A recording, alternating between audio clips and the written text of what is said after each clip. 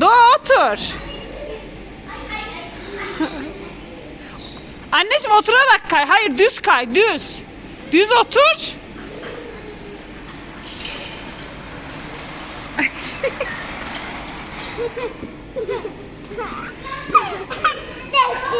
Tebrik. Hadi tekrar.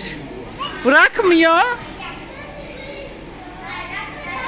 Asya kardeşini bekle. Kardeşini bekle. Hayır hayır otur.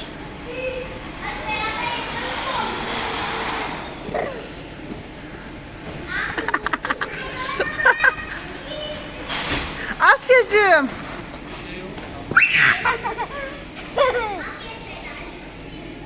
Oturarak yap, düşersin, çeneni kırarsın. Otur. Anneciğim.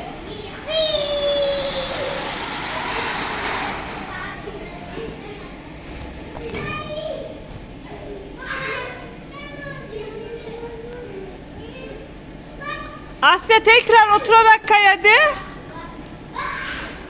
Otur.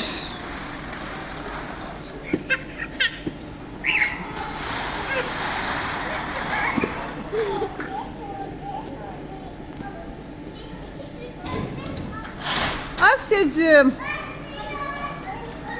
Anneciğim dikkat et ki bak çeneni kırarsın. Yandan yürü.